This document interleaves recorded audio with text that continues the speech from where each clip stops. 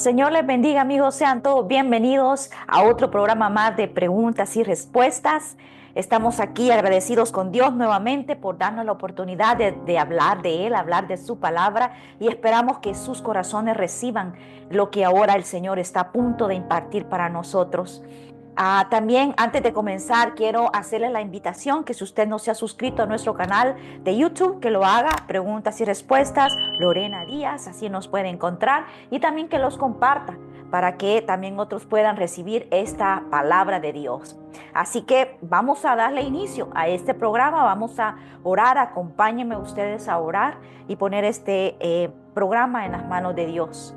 Padre, en el nombre de Jesús, estamos unidos aquí, Señor, en obediencia a ti, Padre Celestial, porque tú nos has mandado, Señor, a que seamos, Padre mío, esos testigos tuyos, Señor, testigos de las grandezas que tú haces, Señor, que hablemos, Padre mío, de tu palabra, de ese conocimiento que ya tú nos has dado acerca de ti, Señor. Para aquellos, Padre mío, que aún no te conocen, o aquellos que aún a lo mejor estén flaqueando, Padre. Y aún para nosotros también, Señor, porque Padre mío, cada día las pruebas son diferentes, Señor, cada día nos enfrentamos a cosas nuevas, y por eso, Padre mío, tu palabra es fresca para nosotros, Señor, cada día, porque así lo dices, el pan diario tú nos lo das, Señor.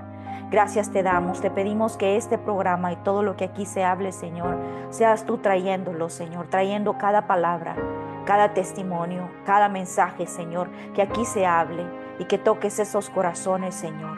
Padre, que sean recibida esta palabra, que quede esa semilla en sus corazones y que tú, Padre mío, la riegues para que crezca, Señor, y dé fruto. En el nombre de Jesús oramos, Señor. Amén y amén. Vamos a estar hablando acerca de un acontecimiento muy, pero muy importante, fundamental en la vida nuestra como cristianos. Y es acerca de la resurrección de nuestro Señor Jesucristo, la importancia de esto. Pero a veces nosotros nos cuesta como entender la importancia de este acontecimiento. Probablemente porque nos ocupamos, y me incluyo yo en esto, la fecha se aproxima de la Semana Santa. Pero muchas veces el quehacer diario, el trabajo que tenemos que hacer, los hijos, el esposo, las responsabilidades, nos hacen como no meditar, no pensar, y estamos pasando durante ese tiempo de Semana Santa y lo menos que hacemos es tomar el tiempo en pensar en qué significa, qué aconteció hace 2000 años atrás en ese tiempo. ¿Cuál es la importancia de eso? A veces nos enfocamos más en, qué sé yo, que es el tiempo de las vacaciones, que es el tiempo para convivir con la familia y comer algo, comer las torrejas que se acostumbran en esta época, o ir a la pólvora, o qué sé yo, como en algunos países se acostumbra a celebrar estos tiempos. Pero de verdad pensamos en lo que significa, lo que Él hizo por nosotros, lo que de verdad Él pasó durante ese tiempo y por qué lo hizo, cuál era el trasfondo de todo eso. Y nos damos cuenta de que todo empezó en Génesis, en el capítulo 3, cuando nuestro Dios le habla a la serpiente y le dice de que pondrá una enemistad entre ella y la mujer. Esto lo podemos encontrar en Génesis capítulo 3, en el verso 5.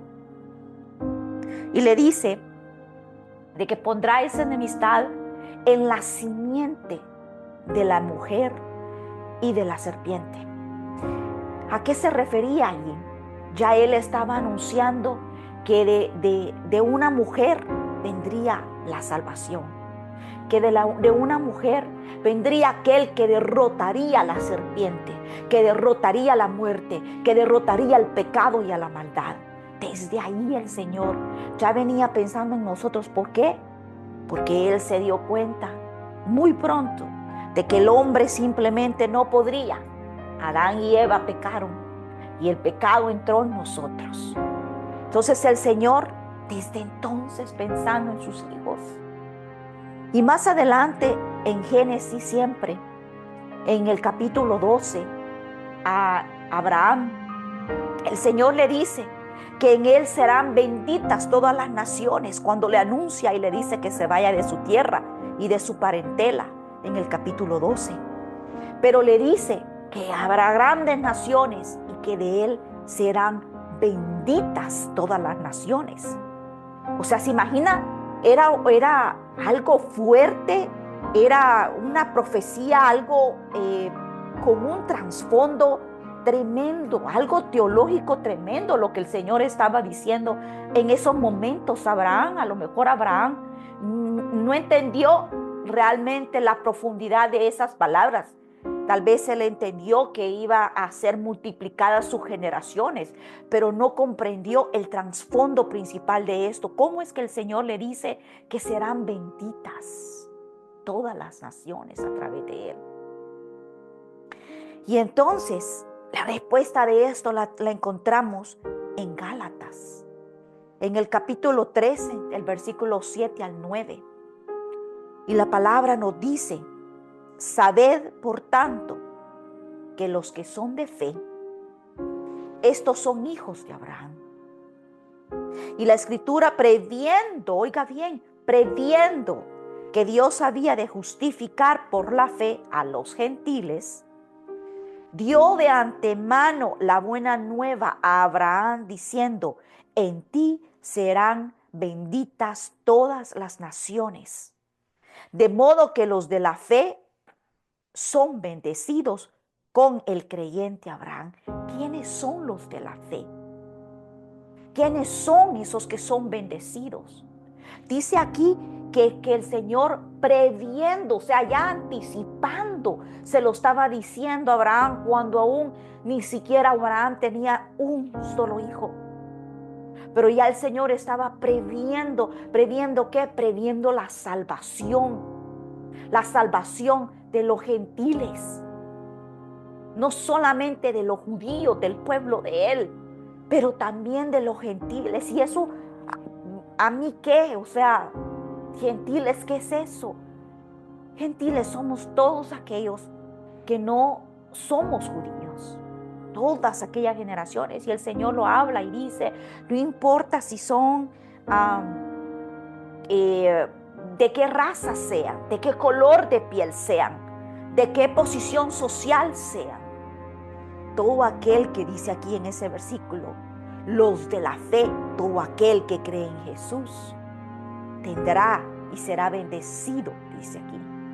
Porque dice aquí: por tanto son hijos de Abraham, aquellos nacidos por la fe, aquellos que no teníamos esa herencia, pero que nos la dio nuestro Señor.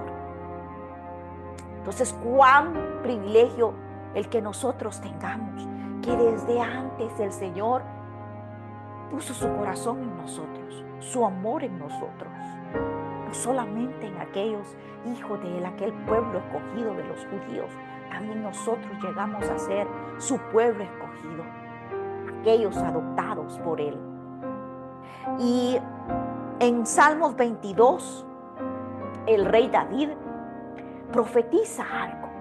De igual manera, a lo mejor él sin saber, y él profetiza y dice en el versículo 17 y el 18: contar puedo todos mis huesos, entre tanto ellos me miran y me observan. Repartieron entre sí mis vestidos y sobre mi ropa echaron suerte. Él no estaba hablando de él mismo, aunque en ese momento, cuando el rey David escribió este salmo, seguramente era en el tiempo en que estaba siendo perseguido por el rey Saúl. Pero estos versículos hablan acerca de una profecía que se llevaría a cabo muchos años después, muchos años más adelante. Y dice aquí claramente que se miraban sus huesos, entre tanto ellos me miran y me observan. ¿Recuerdan qué ocurrió en el Calvario? Todos aquellos que le observaban al Señor y que se burlaban de él, Y dice aquí que repartieron entre sí sus vestidos. Exactamente lo que ocurrió muchos años más tarde en la cruz del Calvario. Pero también podemos ver, y nos lleva al Señor, no podemos dejar desapercibido, que nos lleva al Señor también a Génesis en el capítulo 22. Después de que el Señor le dio este mensaje a Abraham en el capítulo 12, en el capítulo 22, años después, cuando el Señor ya le había dado un hijo a Abraham, cuando el Señor le había dado a aquel hijo amado por Abraham, el único hijo, aquel por cuanto él había esperado tantos años, él y su esposa. Y le da la orden el Señor y le dice: toma ahora tu hijo, tu único, Isaac, a quien amas, y vete a tierra de Moriah, y ofreció allí en holocausto, y ofrécelo allí en holocausto sobre uno de los montes que yo te diré. Y dice la palabra, el Señor le habla a Abraham, y dice que al día siguiente, en cuanto amaneció, Abraham obedeció y tomó a su hijo a Isaac, tomó un asno y dos de sus sirvientes y comenzó el camino hacia ese lugar donde él sabía que tenía que sacrificar a su hijo Isaac, donde su hijo sería entregado en holocausto en las mismas manos de su padre. Su mismo padre sería el que lo sacrificaría, el que le quitaría la vida.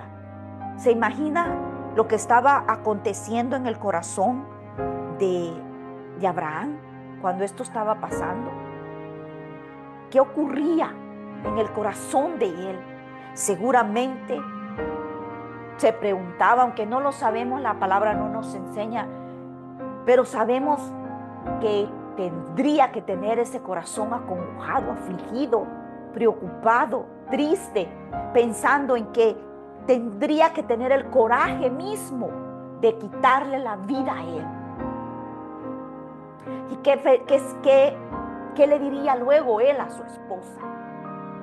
¿Qué haría él sin su hijo? Y él obedeció. Dice que al nomás amaneció, él obedeció. Pero dice la palabra también que pasaron 3 días en el trayecto. 3 días para llegar a ese lugar donde el Señor le enseñaría dónde haría ese altar. 3 días en los que muy seguramente Abraham le pedía al Señor o trataba de escuchar del Señor para ver si el Señor le decía: no te preocupes, aquí está el cordero que vas a sacrificar. Aquí está. Y no escuchaba nada del Señor. Y seguramente buscaba y buscaba de su presencia en ese tiempo angustiado, en el trayecto para ir. Y dice también que el mismo Isaac cargaba la leña con la que se haría ese sacrificio. Y en el mismo instante en que el Señor, en que Abraham coloca a su hijo, y él obedientemente es puesto sobre aquel holocausto y está esperando a que su padre lo sacrificara.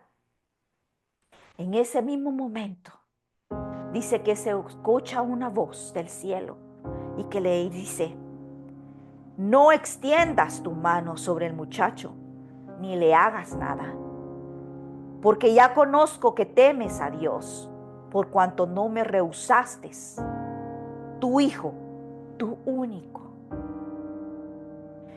Esa voz, se imagina cómo la debe de haber sentido Abraham, que ese mismo instante, cuando todo estaba a punto de acontecer, cuando estaba a punto de quitarle la vida a su hijo, y escuchó la voz del Señor que le dijo que se detuviera. Esa voz lo detuvo y no tuvo que sacrificar a su hijo. En Isaías, el profeta Isaías, en el capítulo 53, el Señor nos anuncia que vendrá a pagar ese rescate. El Señor anuncia por el profeta qué es lo que ocurrirá, y ahí da más detalles. En el capítulo 53 de Isaías da más detalles. Vamos a ir allá. No lo vamos a leer todo por falta del tiempo, pero vamos a leer un poquito de esa palabra. Y dice aquí: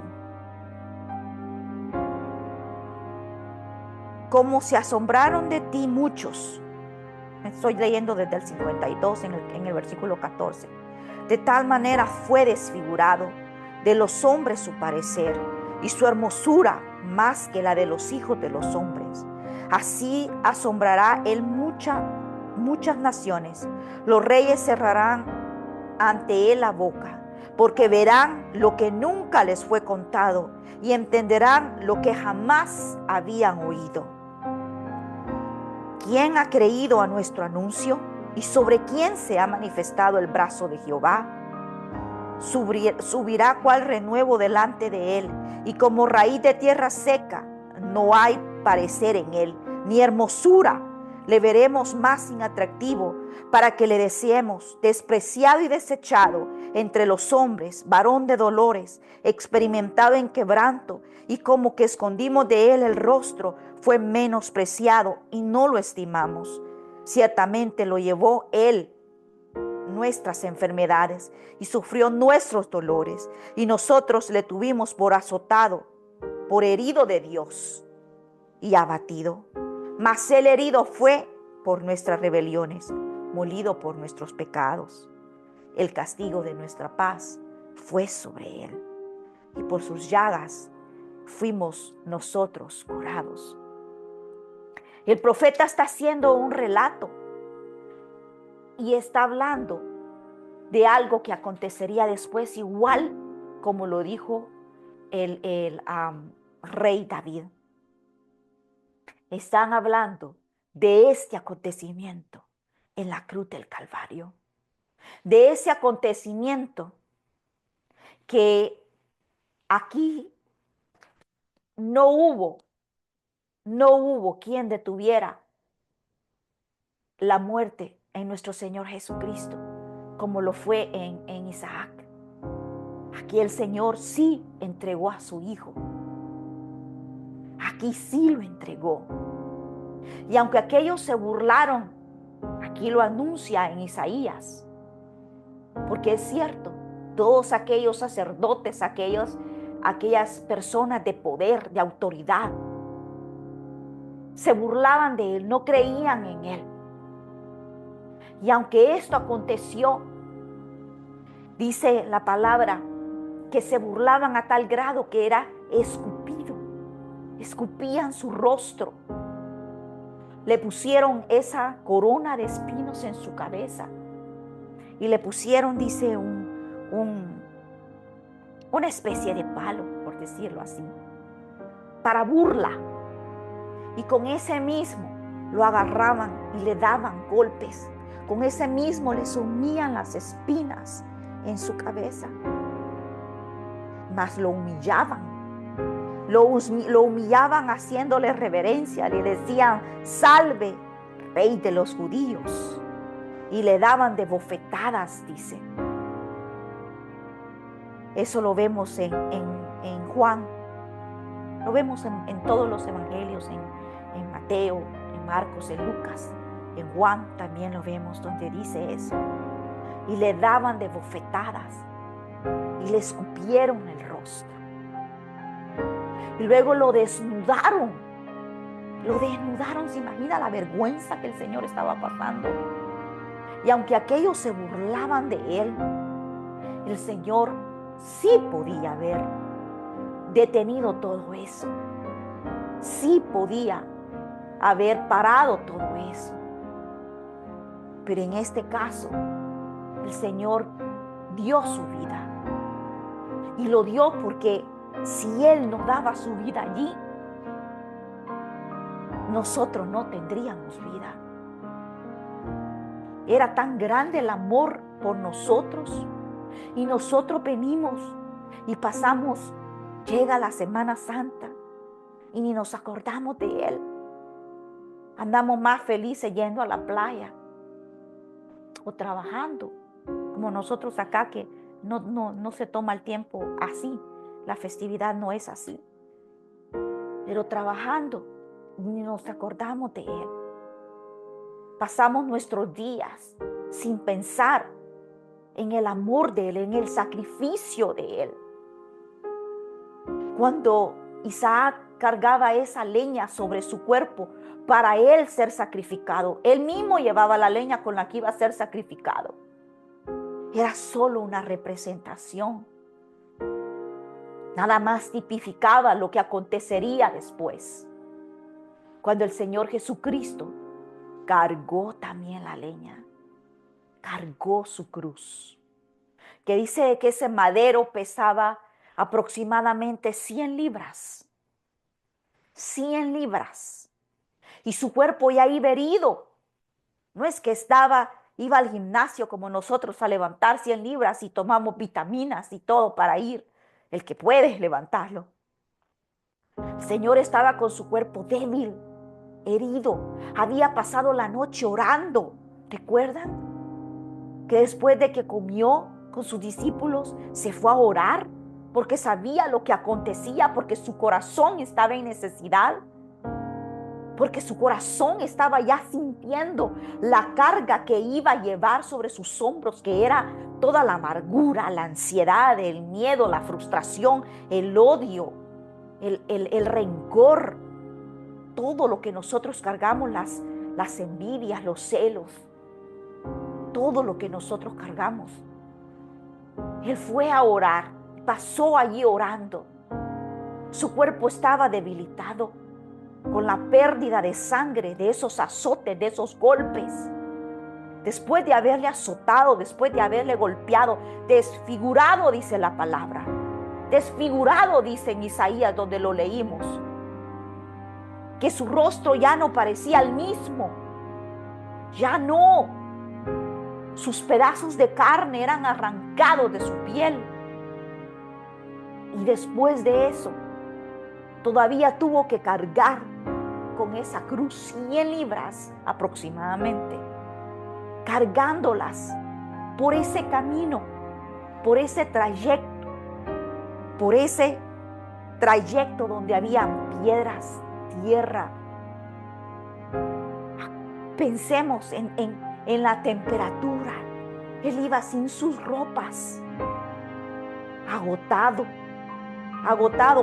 ¿Cómo nos sentimos si alguien ha tenido alguna cirugía, un accidente, algo donde haya perdido sangre? Cuando donamos sangre. El otro día recuerdo que fui a ver a un familiar que estaba en el hospital y había perdido, no había perdido sangre. Lo que estaba ocurriendo era que le estaban sacando mucha sangre para hacerle muchos exámenes. Y decía él que cada vez que le sacaban sangre, se sentía debilitado.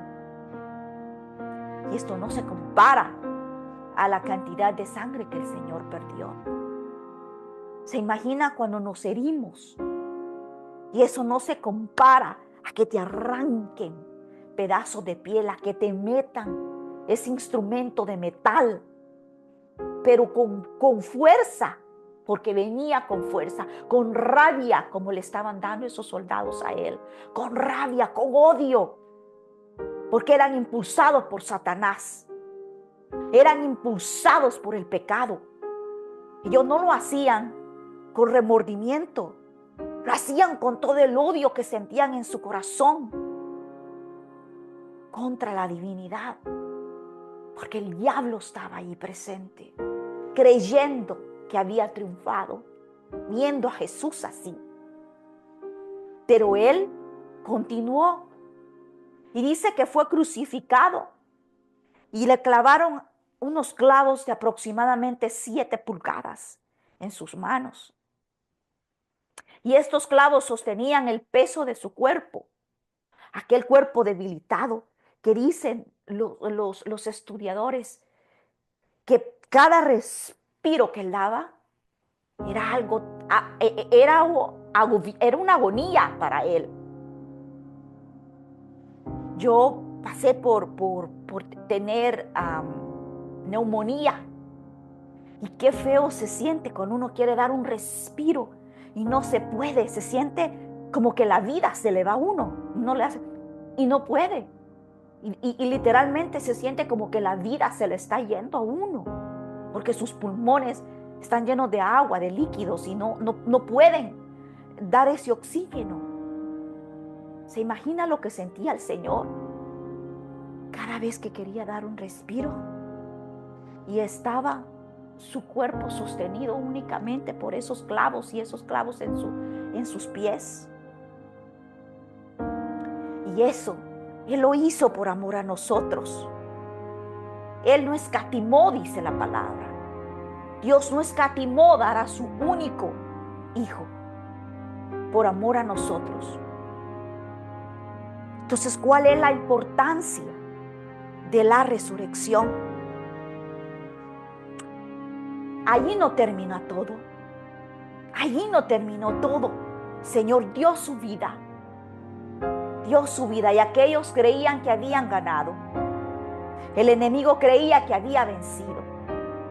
Pero estando allí, en ese lugar, el Señor suspiró, clamó por última vez, por todos nosotros. Porque dijo ahí, perdónalo, Señor, porque no saben lo que hacen. Se refería también a nosotros. Cuando nosotros, aún escuchando la palabra de Él, sabiendo lo que Él ha dado por nosotros, seguimos envolviéndonos en el pecado. Volvemos a aquellas cosas, aquellas costumbres, aquello que al Señor no le agrada. Por lo que el Señor dio su vida, para que pudiéramos ser salvos, para que pudiéramos tener vida. El Señor dio la suya para que pudiéramos vivir en paz. El Señor dio la suya para que pudiéramos vivir libres de enfermedades. Dice aquí, dice Isaías, que con sus llagas, con su llaga, nosotros fuimos sanados, perdonados de pecado. Él dio su vida para que no viviéramos con aquella opresión de Satanás, poniéndonos el pecado, sino para que se lo entregáramos a Él y tuviéramos esa libertad de sentirnos nuevas criaturas, nuevos seres, hijos de Él. Pero ahí, como les digo, ahí no terminó todo. Dice la palabra que muy de mañana, el día primero, dice, de la semana, fueron estas mujeres, María Magdalena y otras mujeres, y fueron a la tumba. Se dieron cuenta que la tumba efectivamente estaba vacía. Aunque ellas en ese momento no podían entender, creían que el Señor, porque el Señor no estaba allí. Luego el Señor se les aparece y comprenden que lo que Él había anunciado se había cumplido. Que verdaderamente el Señor había resucitado, que estaba vivo. Y luego se les presenta a otros discípulos cuando van de camino y estos tampoco lo reconocen y van conversando con Él, lo invitan a su casa a comer y ellos aún no entienden quién era hasta que el Señor les abre los ojos y les revela que era Él. Y luego se les presenta a aquellos discípulos que en obediencia estaban en aquel lugar esperando al Espíritu Santo. Y ahí llega el Señor, pero faltaba uno. Y ese uno dudaba. Y ese uno no creía en lo que los demás le decían. Aun cuando él mismo había sido testigo de que el Señor había anunciado esto. Aun cuando él mismo había sido testigo de los milagros de él en la tierra. Y así somos nosotros. Nosotros a veces dudamos, aunque ya el Señor nos ha hecho uno y otro milagro. Y a veces todavía llega la duda a nosotros. ¿Será que el Señor lo va a hacer? ¿Será que ya se olvidó? ¿Será que va a llegar? ¿Será que me escucha? Me siento tan solo en esto que estoy pasando. ¿Será que el Señor me escucha? ¿Usted cree que el Señor va a dar su vida por usted y luego no ver su necesidad y no escuchar y no ayudarle? Dice el Señor que si nosotros permanecemos con Él, Él cumple sus promesas, pero también nosotros tenemos que permanecer con Él. Pero el Señor es tan bueno, tanto es su amor, hermanos, tanto es su amor por nosotros, que aún llega a aquellos que tienen la duda como Mateo, que no creía, que no creía.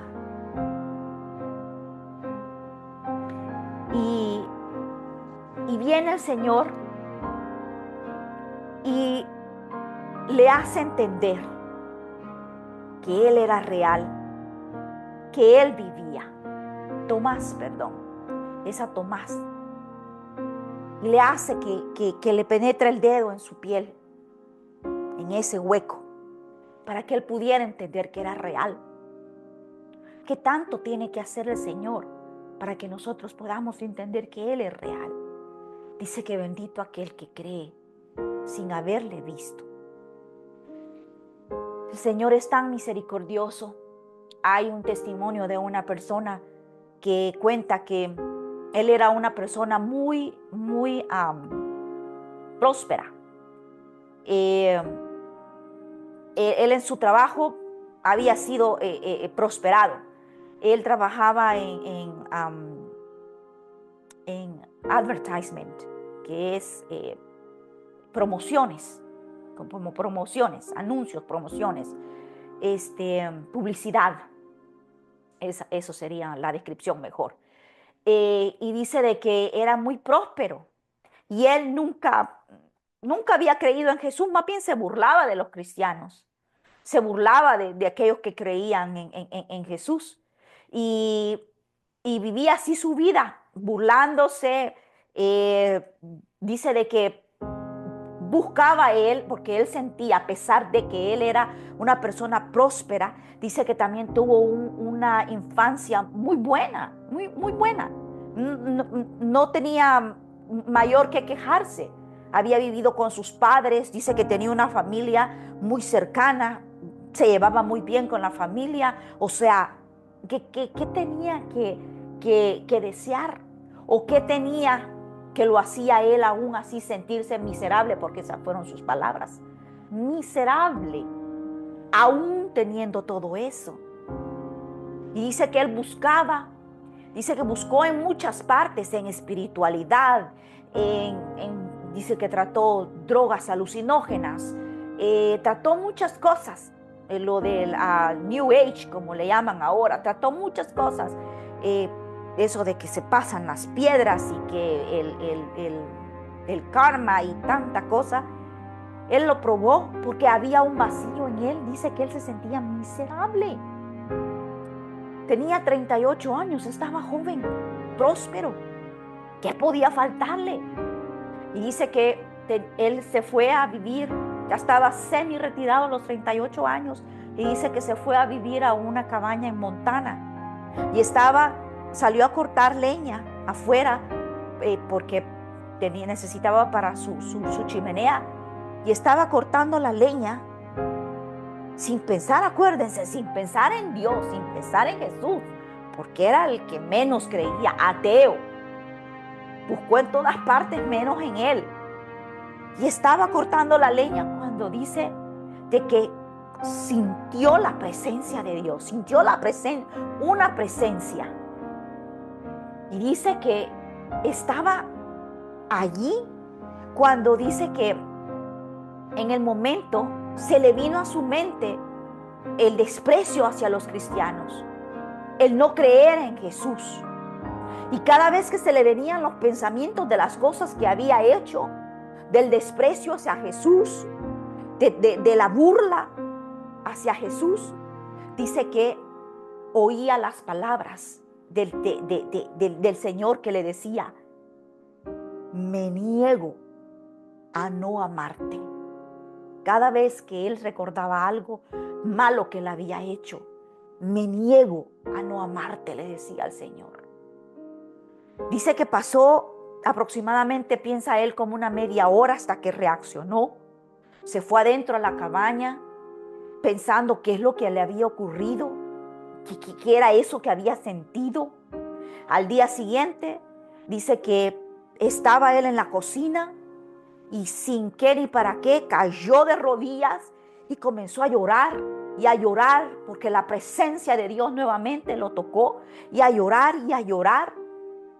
Y dice que pasó 3 horas aproximadamente. Cuando se levantó, dice que sintió como que si había salido del agua y pudo respirar nuevamente. Cambió su vida completamente a partir de ahí. Comenzó a buscar de Dios. Comenzó porque entendió que la presencia que le había invadido en ese momento había sido el mismo Dios. Aquel ateo, aquel que pasaba el tiempo de Semana Santa y nunca pensó en ese sacrificio hecho en la cruz. Nunca. A lo mejor tú estés en esa posición. Nunca has pensado en Jesús, nunca has pensado en lo que Él hizo. Pero déjame decirte que su amor es tan grande, que ese sacrificio lo hizo también por ti. Y no importa lo que tú hayas hecho, no importa que uno pueda decir, estoy tan lejos de Dios que Él no me puede alcanzar. No. Aquí leímos en Isaías donde decía que Él perdonaba todos nuestros pecados. Todos, todos. No hay uno que no lo pudiera perdonar. Y la importancia de la resurrección es que Él vive, que el Señor está vivo, que no es Buda, que es un muñeco, que no es Balá, que es un muñeco, que no es la diosa Venus, que no es el dios Sol, es un Dios vivo que nos oye, el Dios que dio la vida por ti. ¿Y a dónde está el Señor? Dice que está sentado a la diestra del Padre. Ahí está el Señor ahora, vivo, sentado a la diestra del Padre. Él venció a la muerte. Él la venció. ¿Qué está haciendo el Señor ahí sentado a la diestra del Padre? Dice la palabra que Él está intercediendo por nosotros, por ti y por mí. Intercediendo porque a veces caemos. A lo mejor seas tú el que en alguna oportunidad recibiste a Cristo, pero has vuelto a caer. No hay vergüenza en eso. Si tú vuelves arrepentido al Señor, Él te recibe. Él está intercediendo por ti ante Dios. Él intercede por mí para que yo no caiga. Y si caigo en alguna cosa, Él me perdona si yo me arrepiento. Pero que no pase desapercibido para nosotros este tiempo de Semana Santa. No es ir a la playa, no es la reunión para comer las torrejas o el fiambre, no sé si el fiambre de este tiempo. No es eso. O celebrar al conejo. Es que en nuestro corazón reconozcamos, pensemos, meditemos, ayunemos si es posible, para que nos toque el corazón y pensar en ese sacrificio que el Señor hizo por nosotros. Y darle gracias a Él por ese sacrificio, porque el Señor vive. Ese es el fundamento de nuestra fe, que el Señor vive, que el Señor resucitó. Ese es el fundamento de nuestra fe, porque en vana, dice la palabra, fuera nuestra fe, dice Pablo, si no creyéramos que Él resucitó y que Él está vivo y que tendremos vida eterna.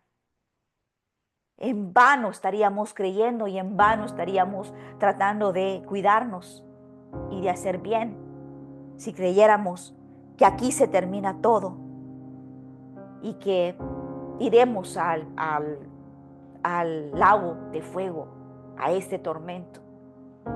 Vana sería nuestra fe. Pero usted y yo sabemos que nuestro Señor vive,